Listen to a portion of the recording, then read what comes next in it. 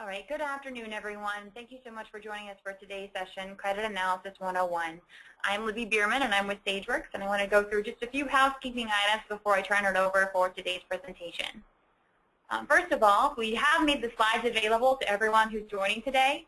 If you go to the control panel for your GoToWebinar, it's the gray screen that's appeared on the top right portion of your screen. There's a section called Chat or Questions, and within those sections, there'll be a link where you can download the slides. We'll also be following up to all people who registered for today's session, so those in attendance and those who couldn't make it, with a copy of the slides in an email, as well as a copy of today's recording. So if you were looking for the slides later or wanted to be able to share those with colleagues, those will be in your inbox yet this afternoon. The last item is just for questions. Within the control panel as well, there is a section where you can ask a question for our presenter. We will make time at the end of today's session to go through some of those questions. If we don't have time to go through all of them, we will be following up individually via email to all those who ask questions. So feel free to send them in throughout the session as they come to you, but we will most likely get to them near the end of near the conclusion of the webinar or afterwards via email. And before we really get started into the meat of the presentation, we want to ask a few poll questions for everyone in attendance today. The idea here is so that Peter will be able to better gauge who's in the audience and then suit the conversation and as well as the content closer to those needs. So the first question is, what is your role at the institution? And you should now see that question pop up on your screen and allow you to select one of the answers that best fits your job title. The others available, if none of these actually are close to your job position, but if there's one that's close, you can go ahead and select that. And I'll give you just a moment to go ahead and select your position. It looks like we've had about 85% of the audience vote.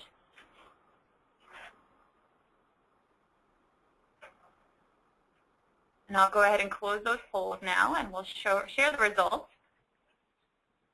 So about 63% of today's attendees were credit analysts, and we also have a good mixture of others as well as loan officers. So welcome, everyone, and Peter will look forward to speaking with you more directly. And now I'm going to ask another quick poll question, and this one's around your experience level with credit analysis, and you should see this question on your screen now. So how would you describe your experience level with credit analysis?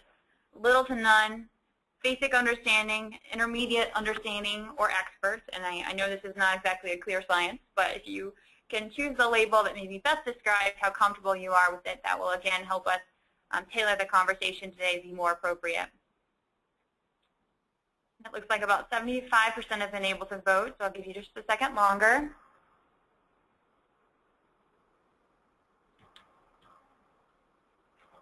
All right, we'll go ahead and close that poll as well and share the results.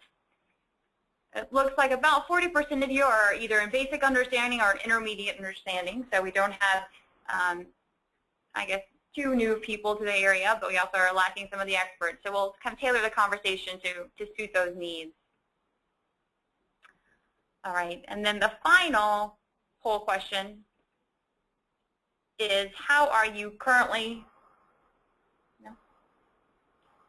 handling your credit analysis needs? This is just to get a sense for kind of what solutions are being used presently. So the options are Excel spreadsheets, whether it's an in-house model or maybe one that you had purchased from someone else, a third-party software solution that may be a web-based solution or a desktop solution that you have specifically for credit analysis, a consulting firm if you outsource your credit analysis, or if you don't know exactly what your institution uses, you can choose the last option.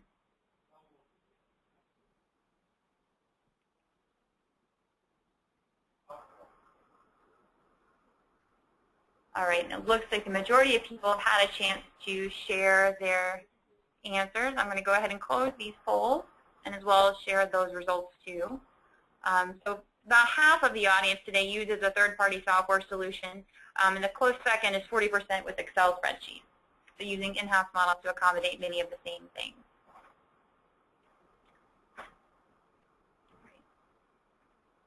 And now before we dive into the content, just a little bit about our presenter for today and SageWorks. So Peter Brown is a senior consultant for SageWorks, and he works with our banking and credit union clients for both the implementation of their credit analysis programs as well as best practices training. He's also done a really good job at hosting webinars like this one, as well as product webinars, to make sure that our clients and prospects are able to understand the solutions and the content as much as possible. So he looks forward to speaking with you today. So a bit about his background. He's worked in technology, business, and financial services previously, and he's also successfully run his own small business, which helps in the small business credit analysis space like we're going to be talking about today. And then just quickly to go a little bit about SageWorks. SageWorks has been working in the financial institution market since about 2006, providing solutions for credit risk management, stress testing, risk rating, loan administration or portfolio management, as well as the allowance for loan and lease losses. We've also started to host frequent webinars like the one you're on today, once a month or upwards of 2 times a month for topics such as credit analysis or ALLL.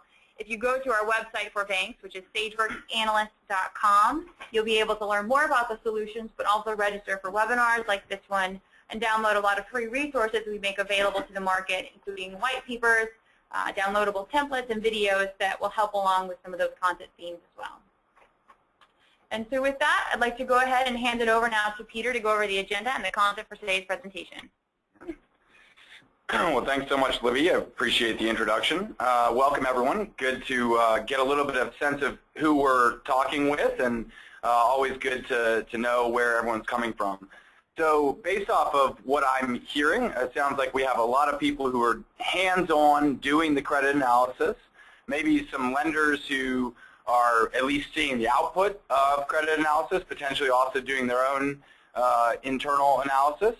And then as far as experience level, it sounds like we have a lot of folks kind of in the intermediate phase. So what we'll do is really try to tailor this to everyone as far as the majority. So I'm going to definitely talk basic about credit analysis, but then we'll also try to make applications that will really help you who are more intermediate level. Okay. That being said, today's agenda, what we're going to talk about today is really the key fundamentals of successful loan packages as they go to loan committee, in particular really 3 areas. First, the qualification phase. Second, the quantification. And third, the presentation. So if we think about what those mean, we're really talking about, qualifying the customer as well as what you have to offer, quantifying their ability to service the debt, and then finally putting that into a presentable format that really helps not only make it clear to the loan committee, but more importantly for you lenders in the room, help those deals get pushed through. So just as a brief introduction, we're going to talk a little bit about kind of what is a typical scenario when you're doing your credit analysis. From your perspective, as I've talked to hundreds of institutions across the United States, these are the 3 type of questions that seem to keep coming back up every time someone's analyzing the creditworthiness of a relationship. The first question is really who's borrowing the money. So who's the customer, what are they asking for, and why are they asking for it? Number 2 would be then, can they pay us? Pretty straightforward. Do they have sufficient cash flow to service that debt? Step 3, ultimately, we don't really want to get to, but that is, are we protected when things go bad? Of course, we all know that good loans do go bad from time to time, and so what are we going to do to make sure that our institution is covered? So if we start really with the theory of credit analysis, we're thinking about the 5 C's.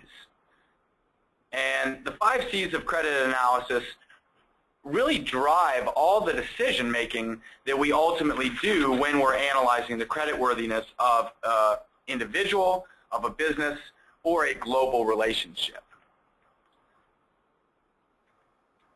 Most of this is probably review for most of you, but just want to walk through the 5 C's. So number 1, character. And you really can't put a quantifiable number on this, but the character or the personal integrity of the owners and the officers in the business is really unreplaceable, irreplaceable.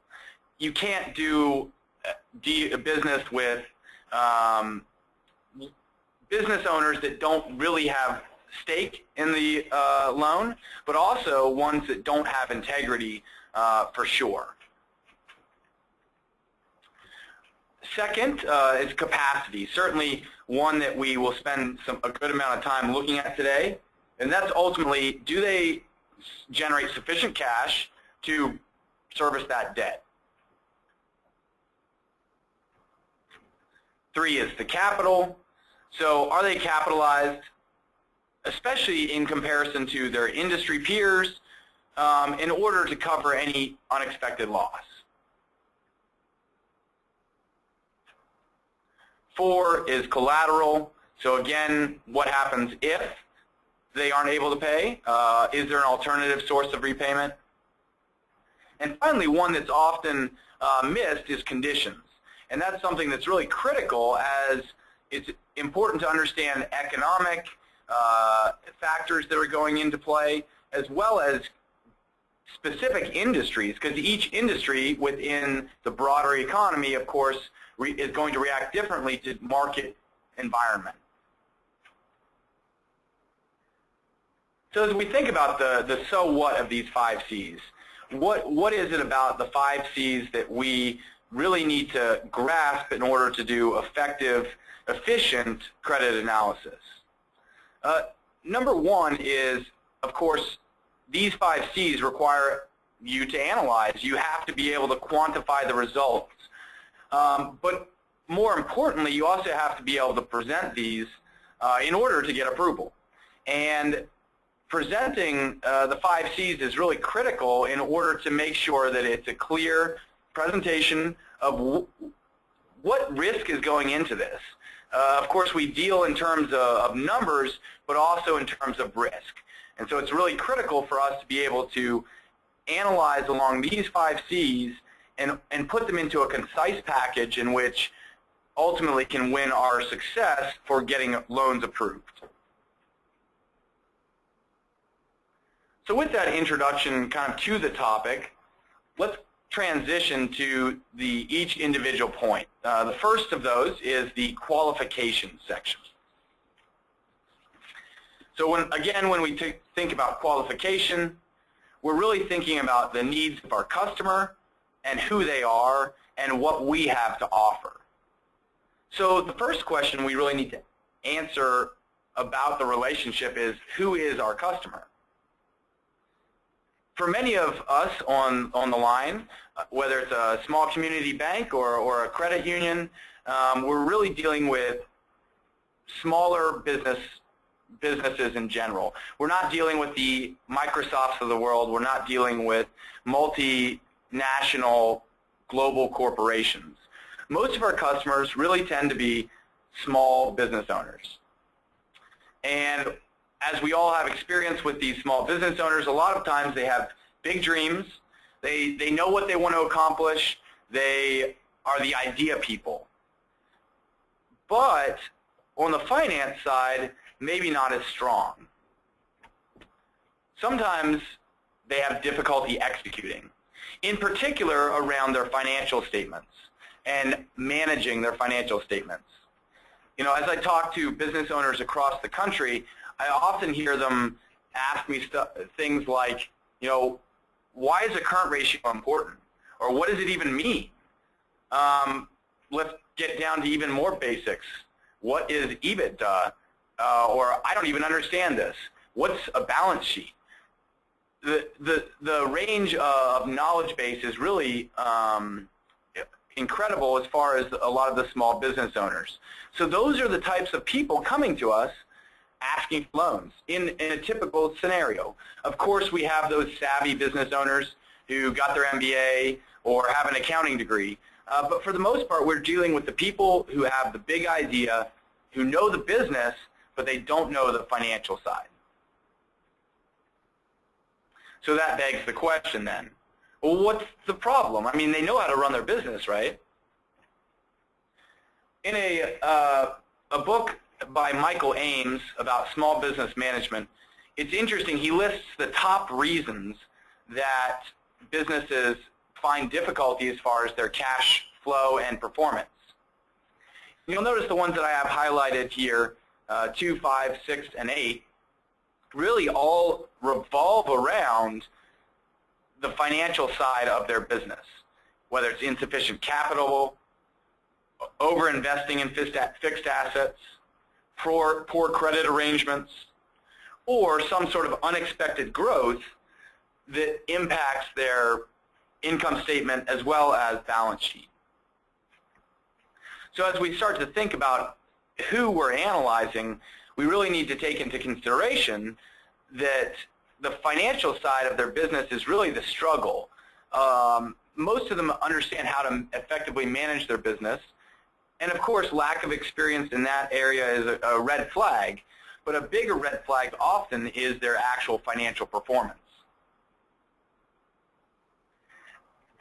Which leads us now to the last portion of who the customer is why do they need the loan?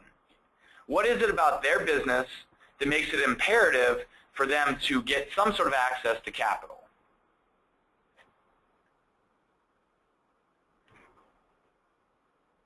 So as we think about that, there's really a variety of different reasons. From a big picture perspective, are they a startup company? Are they just in growth mode where they're looking to really take it to the next level? Or are there some sort of changes ahead? For example, are they doing succession planning?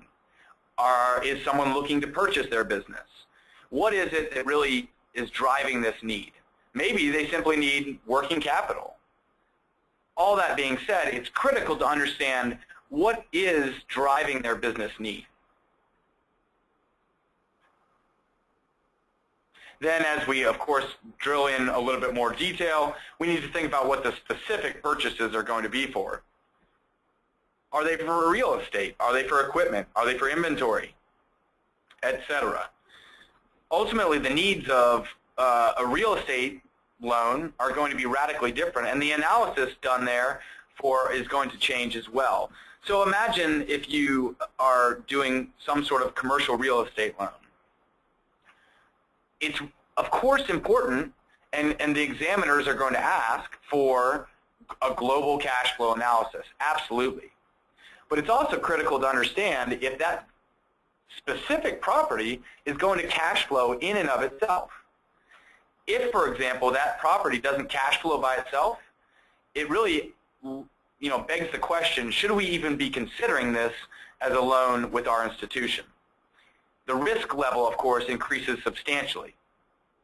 If, on the other hand, this is to purchase equipment for a typical C&I loan, the analysis is going to look quite different. Then it might look more, is this business model sustainable into the future? Is it projected to continue to have sustained growth and cash flow more than just today, but out into the next 2-3 years? So as we start thinking about these things, we're really starting to build a profile around the customer and who they are, i.e. we're starting to qualify the needs as they come to us. Of course, this is where we step in. Our job is then to provide the sufficient capital for the right type of loan for the right person. This is where you guys are really the experts. You know what types of loans are available, of course, especially if you've been a lender or are a lender currently. You should be quite familiar with all the products within your institution. But just as we think about these, there's a variety of different types of products available within your institution that may really better suit that particular business's needs. For example, I was working with an institution just this week with some training and consulting work, and they were evaluating initially a traditional long-term facility loan. However, as they started analyzing the business and their credit worthiness, they realized that an SBA loan might be a better approach. And so, of course, whether it's a 504 or 7A, it's really critical as far as SBA lending, it's critical to know what products internally are going to match the needs of this particular business owner most effectively. So that's really dealing with a lot of the more intangibles of credit analysis. But all of those cannot be ignored. Without understanding who the customer is, what their needs are, and what we have to match that, it's really nearly impossible to understand the next phase, which will be the quantifying. So if we think about that kind of in summary, what is qualification? Well, qualification really is taking a problem and matching it with a solution. And that's really what we in the credit analysis world are doing. We're looking at various problems, some sort of business problem, and matching up an appropriate solution.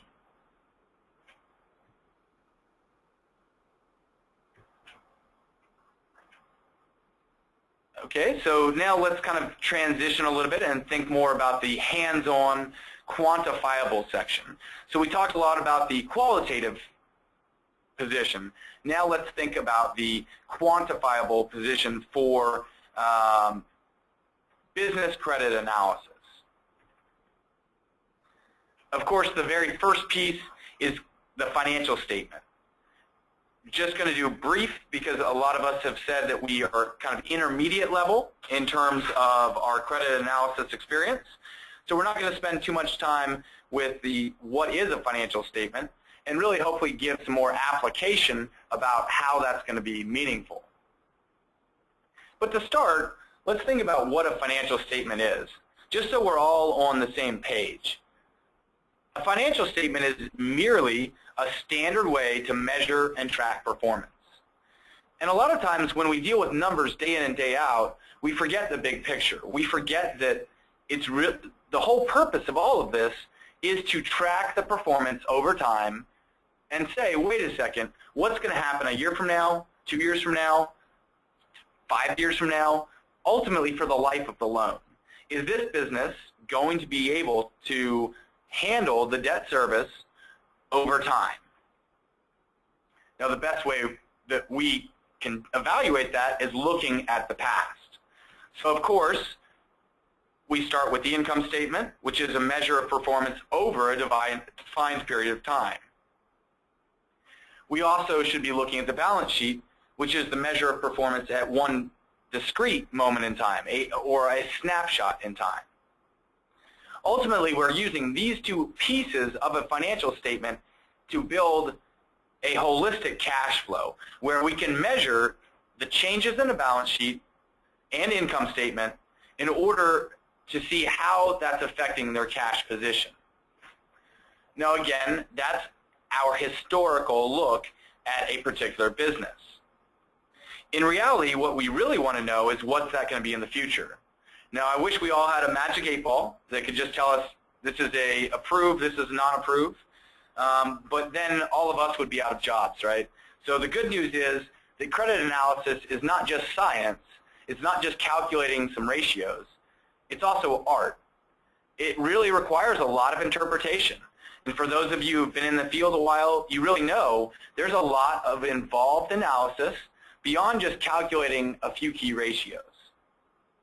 We need to be able to take the historical performance and then evaluate it and see what is that going to look like in a likely scenario into the future. That being said, the very first thing that we're going to want to do is, of course, analyze their key metrics.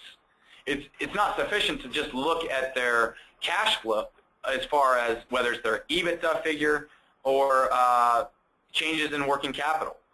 It's really critical for us to look at a variety of key ratios that really help us to evaluate the performance and the risk of this particular relationship. So as we think of an example, we have a current ratio. So a current ratio is nothing more than a measure of whether a business has sufficient resources to pay for its short-term debt over the next 12 months. Essentially, it's a way to evaluate their working capital needs and their working capital performance. Now, the current ratio is a great example of one that often gets overlooked. It's something that sometimes might get scanned and quickly evaluated, but not really thinking about what this means for the performance over time. If, for example, a business has a poor current ratio, it really indicates that they may be able to cash flow over the long haul for a particular loan, but do they have sufficient cash right now to pay their bills as they come due? And that's a really critical metric to understand, track, and ultimately project out into the future.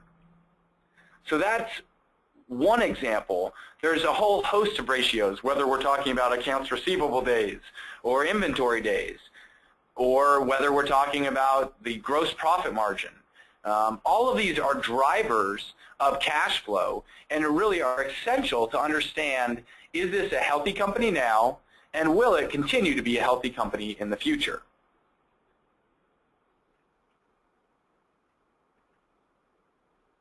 That being said, of course, working capital and the actual dollar values is critical. A couple other key ones that we all think of is things like EBITDA. Sounds daunting. For most of you, you're probably an expert in what EBITDA is and what it's not. But for those of us who are on the call who, this may be a first kind of dive into credit analysis, EBITDA stands for earnings before interest, taxes, depreciation, and amortization. And if we really think about conceptually what this means and why this is critical, net income, i.e. the bottom line on a business income statement, is not truly the cash available to service debt. There's a variety of non-cash expenses as well as other factors that we need to add back in order to properly evaluate their cash flow.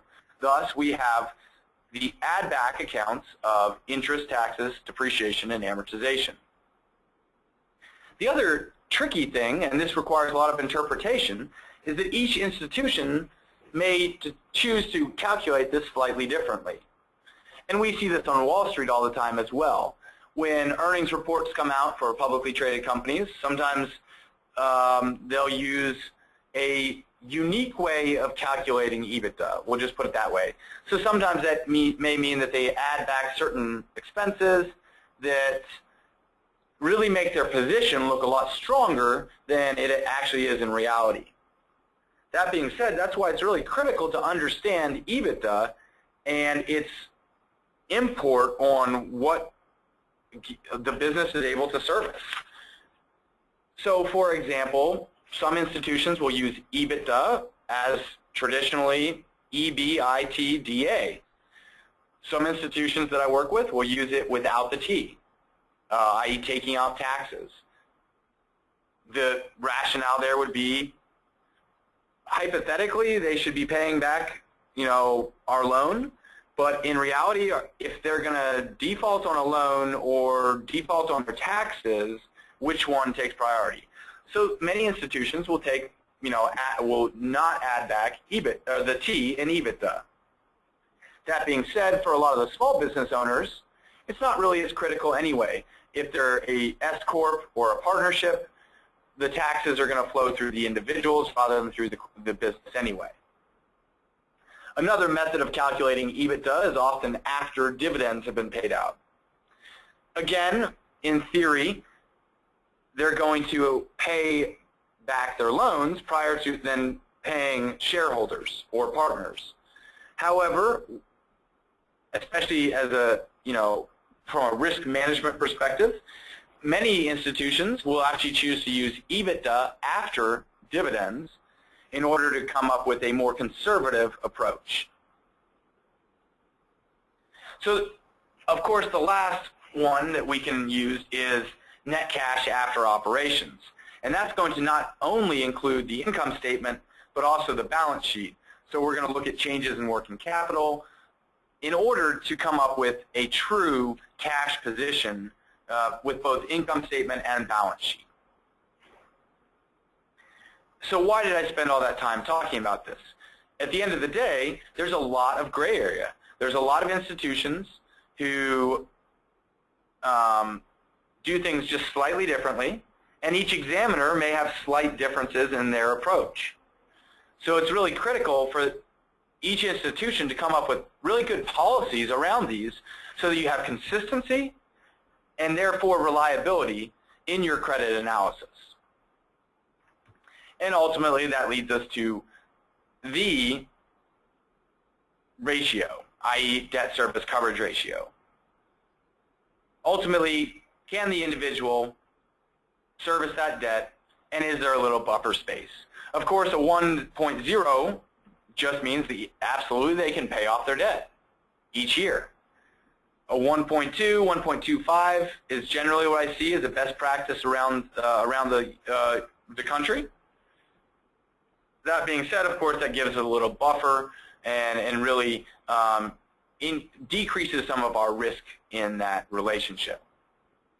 So hopefully that gives us a good sense of some of the key metrics and why they're critical to get right, why they're critical to think about our policies around them, and really nail those down to have consistency within our credit process. The next piece of the quantification that we want to talk about here is industry comparison. And this is really critical, especially when you're talking about key ratios, but with cash flow in general. We need to think about how they're doing compared to their peers. What are they doing now? What have they done historically? And then what kind of key metrics do we want to look at in order to evaluate this? So as with the key metrics in general, there's a variety of different key metrics that you might think of. Maybe sales growth, maybe current ratio, maybe net profit margin, maybe EBITDA, maybe debt service coverage. There's a variety of different key metrics that we really need to think about and, of course, analyze against peers. So, for example, maybe we look at our current ratio. In this case, we see one business is in blue, the dark blue columns, and the industry in light blue, or teal. It really gives us a sense that, okay, so their current ratio was fairly poor compared to the industry in the past, in 2010, but the good news is the trend has gone upwards. So this particular business is increasing their working capital and ability to pay their current obligations. But even that being said, they're still a good bit lower than the rest of their industry. So they're currently at a 1.77, but the industry is at a 2.15 during the same period. So it's really helpful to do this type of analysis to say, maybe they're doing better than they were, but they're still not quite where they ought to be if we're looking at them in their industry. Another example would be net profit margin. So we see, again, the trend is in the positive direction, but in this case, they're actually doing better than their peers. So while they were doing substantially worse in the past, if we look at their current net profit margin, it's at 7.03%, whereas the industry is only a 4.12. So this really shows us that in this case, their net profit is strong compared to the industry, but their current ratio is a little bit weak. So we can see, well, they are providing sufficient cash flow, but their working capital, they may need to tighten up some of the management of their receivables or payables, their inventory, etc. So those are some of the facets that we need to think about in the quantification of credit analysis. We talked a little bit about financial statements, some of the key metrics, as well as the industry comparisons. Now, all of this is really what we traditionally think of as credit analysis. Oftentimes, we don't think about that, qualification, because that's more of the intangibles, and we think specifically about just the quantification. But both go hand in hand. They can't go one without the other. It's really critical to know who the customer is, why they need the loan, as well as can they service the debt. Now, that begs the question is, What's the rest of the webinar about? Why go any further? And that is probably the one that I see consistently that is not really thought about as true credit analysis from the institutions, and yet the institutions with strong lending policies, this is absolutely critical to the loan package, and that's the presentation. So the institutions that I've worked with that really have strong credit departments, the presentation is absolutely well thought through with good policies. Imagine going to the loan committee and you have a 50-page spreadsheet that you have put together on a global cash flow of a particular relationship, along with personal information, along with collateral, along with all the different various elements that you currently show to the loan committee. Nothing that against the loan committee, but what I've seen consistently is a lot of times that gets pretty overwhelming, so as a result they just look at the front page. They don't really dive into the detail. They really rely on you heavily for that information. Additionally, when you have that much documentation, it takes a lot of time and effort to transition it into a presentable view.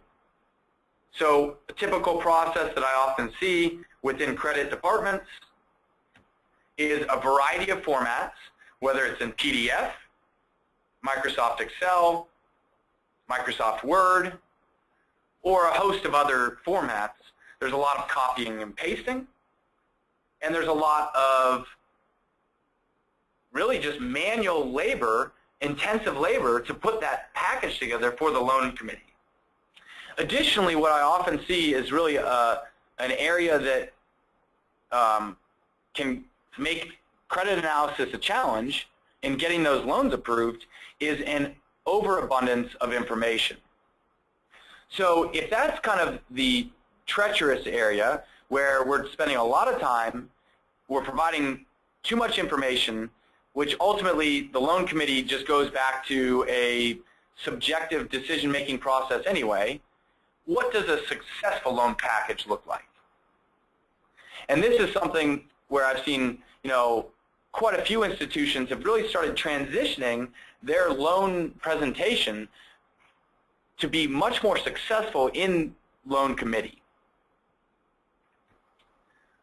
A couple key elements to this. One is thinking about why.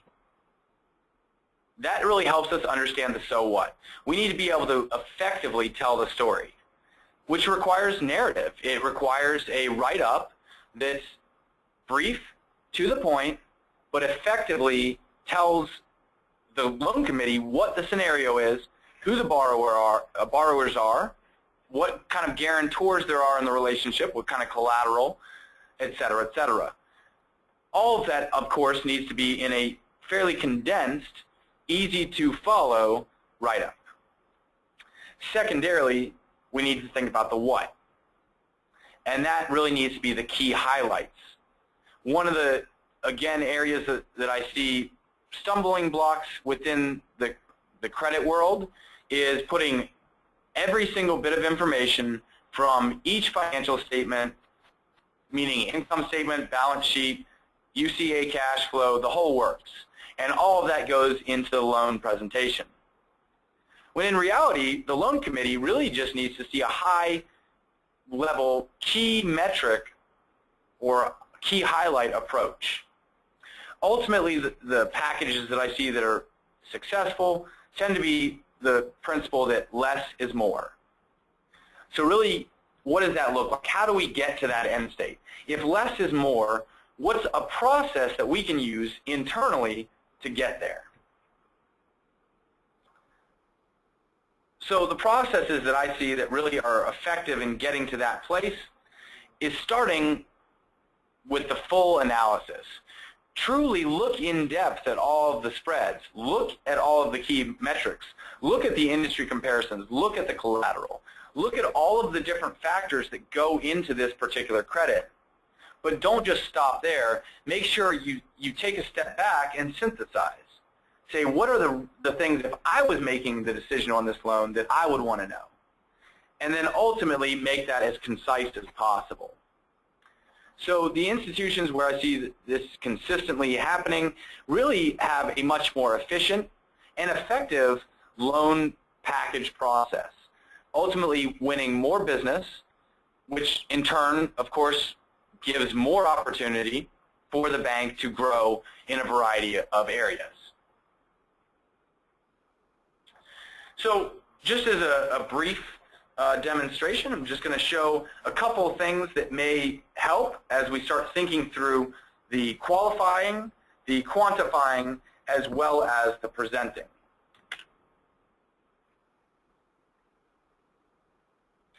So for example, you'll notice that I have an Excel document right here with key high-level metrics. Now I have a variety of different spreads for the businesses and for the people and for real estate and collateral, but in reality I care about these high-level key metrics, and that's because that's what the loan committee cares about. So while I have as much detail as necessary, it's really critical to synthesize it into the real high-level, most important metrics that help us pay attention to that particular credit. For example, debt service coverage ratio. And you'll notice I have it broken out with real estate, with business, with personal, as well as a global. It really helps the loan committee make a decision based off of whether it's a commercial real estate loan or a C&I loan. It helps the loan committee know this is exactly what we are looking at. We're looking at the real estate is cash flowing this well, the person has this kind of cash flow, and the business has this kind of cash flow. But ultimately, also, what is the whole picture in the global analysis? Now, that being said, if I spread all of this information into, this would be pages and pages if I print it out for the loan committee.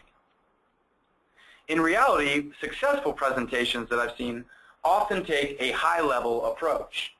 So here's an example that I've made anonymous from an institution here. You'll notice that it has loan structure and approval. It has who the borrower is, who the guarantors are. Very straightforward, very to the point, not a lot of detail. But it does give the critical information. It really tells the so what up front. What are they asking for, i.e. the terms of the loan? Why are they asking for it? Who's asking for it? And then yes or no, with any additional comments. And of course, all of it fits on one page. It's really a bottom line up front. As I scroll down through this Word document, you'll notice that all those key metrics are synthesized and put on, again, on one page, where now we have all the key cash flow metrics, as well as collateral metrics, as well as the risk rating, which enables us to give a one-page summary of the entire relationship with just a few key metrics, which really helps us in the loan committee process. Now, of course, you may have some supporting information as you go through the rest of the spreads, but really putting that bottom line up front right here at the very beginning of your loan presentation.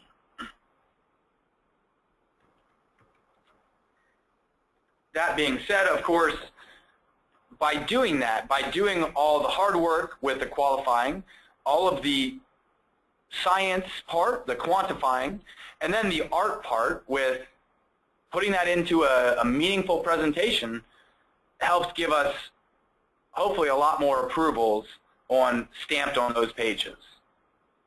So in summary, we talked a little bit about qualifying the customer's needs, who they are, and what we have to offer. We've talked about some of the best practices of quantifying, as well as maybe some additional analysis that goes into there.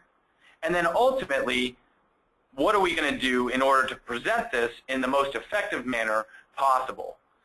So hopefully that gave us a good sense of credit analysis at the 101 level. Thanks, everyone. What we're going to do, of course, is open this up for questions in just a moment. I believe Libby has one more final question before we transition and open the floor up to the Q&A. Thank you, Peter. We do have one remaining poll question. This is a quick one. While we're asking it, if you'd like to go ahead and start entering in any questions that might have come up during the session, you can do so using the chat or questions feature within the program. But I'm just going to launch a quick question about SageWorks credit analysis. We've tried to keep this presentation very focused on the content, but if your interest was piqued and you'd like to learn more, we'd encourage you to go ahead and select an answer here that might be most appropriate. And we'll give you just a moment. The question is, I'd like to see a personalized walkthrough of SageWorks credit analysis to see how it can help our institution streamline and improve credit decisions. It looks like the majority of you have had a chance to vote, so I'll give you just a moment longer.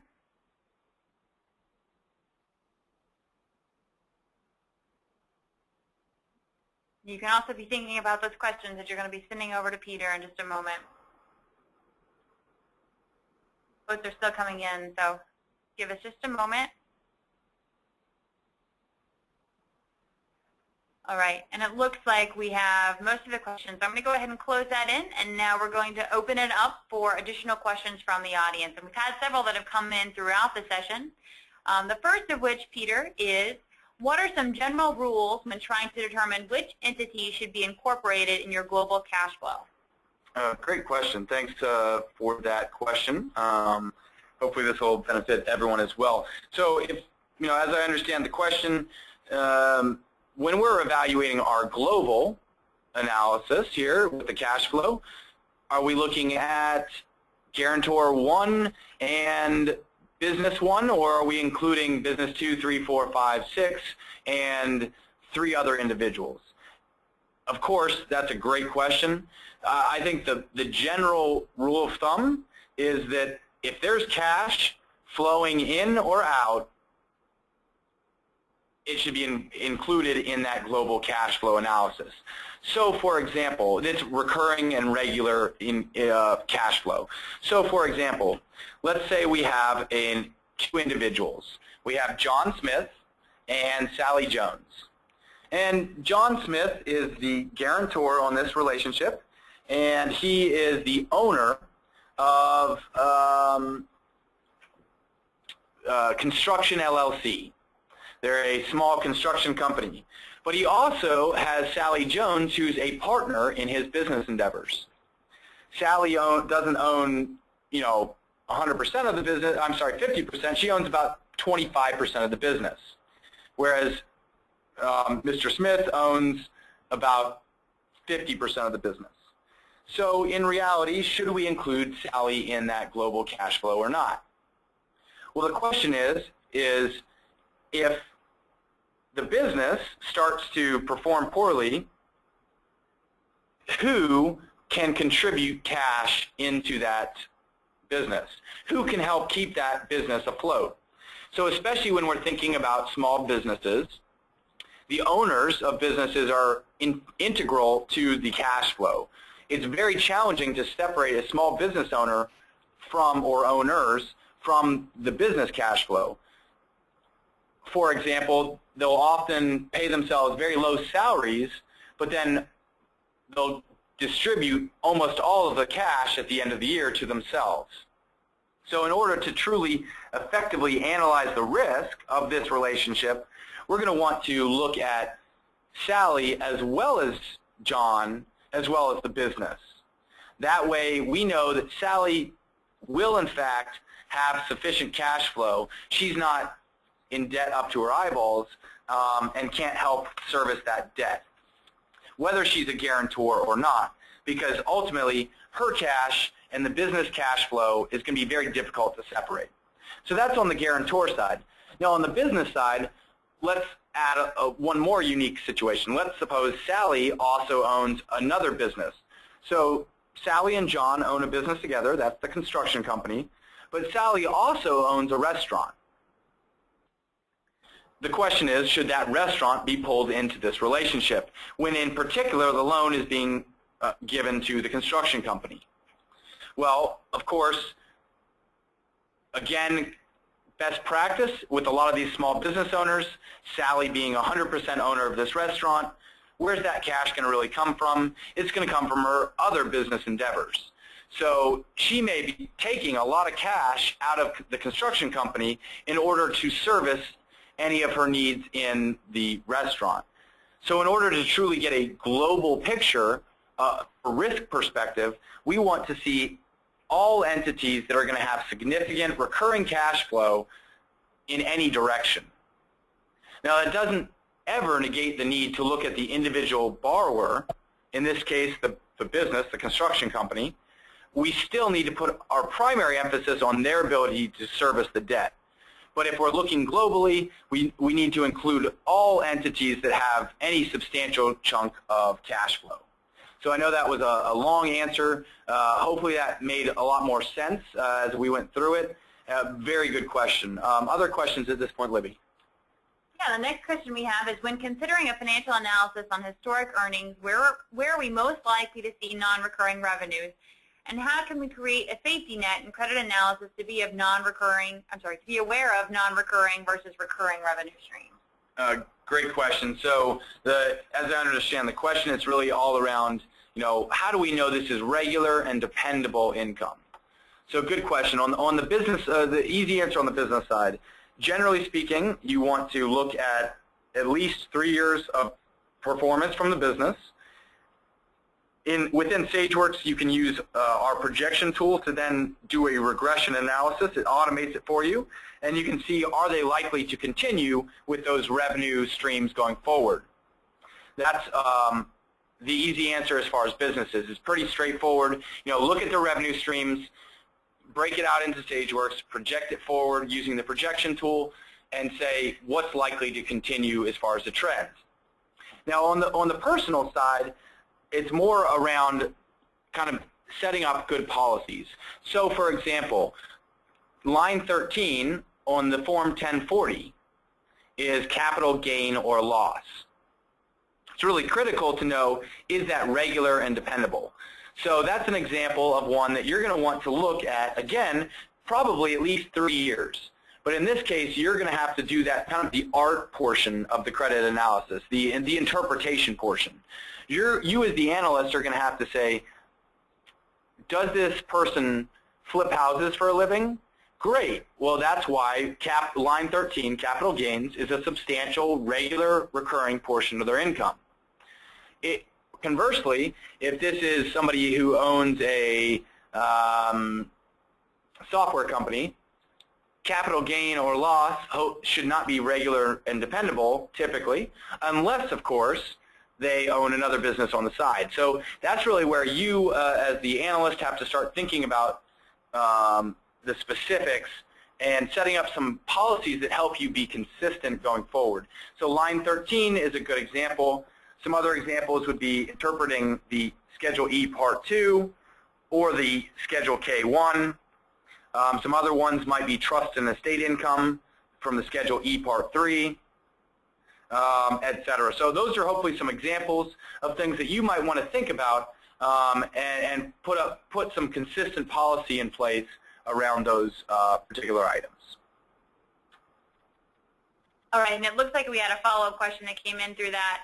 If you omit non-recurring income from the global cash flow, such as capital gains on a personal tax return, do you make adjustments for income taxes paid? Good question. Absolutely, you would want to make an adjustment to the income taxes paid. Again, at your discretion, if that's regular and recurring, or rather not regular and recurring. All right, excellent. Another question that we received was, how would you go about comparing business financials to others in the industry? Great question. So one of the best ways is to find a source of data out there that's going to give you reliable private company data. Private company data is pretty hard to come by. of course, we can all compare our businesses to Microsoft if it's a software company. But most of the businesses we're lending to are probably not Microsoft size. So we really want to get a private company source of data. There's a variety of sources out there. SageWorks actually has the largest real-time database of private companies. I would, obviously not that I'm biased, but I highly recommend our source of data here. Where our data comes from is financial professionals. So we're getting really scrubbed data. It's not coming from self-reporting or from tax returns primarily. It's primarily coming from financial statements. So that's one good way to do so. There's, of course, you can always, use a publicly traded company, but I do highly recommend looking for those private company averages. All right. And then another question that we have involves spousal income. Do you typically omit spousal income from the cash flow for spouses that are not guarantors or have ownership in the business? Great question, one that I get asked quite often. I would say that the best practice, what I see most regularly across the industry, is to evaluate husband and wife, or wife and husband, depending on the direction, together. And here's kind of the reason. A marital relationship, for those of us who are married probably would say the same thing, is a very unique relationship. Unlike any other business relationship. If, for example, I was married or am, if my wife can't pay her bills, who's she going to turn to? Me. Conversely, if she can't pay her bills, who's she going to turn to? Me. So when we think about a good assessment of cash flow as well as risk, we really want to incorporate that spouse, even if they're not a guarantor on the loan, because spousal income is really difficult to separate out, not only because oftentimes they file married jointly on their tax return, but also because, at the end of the day, they really act as one unit. So hopefully that is helpful best practice there. All right, excellent. And we do have several other questions that have come in that we probably won't get to during today's session, but one more question that we'll wrap up with is, when should you require a guarantor's business that is not the borrowing entity to guarantee the loan as well? Great question. So the question here, of course, is when you're looking at other businesses, not just the one that is taking out the loan, when should we make them guarantee? I would say the best practice generally is when ownership is a substantial portion. Now, I know that sounds like a gray area. It is.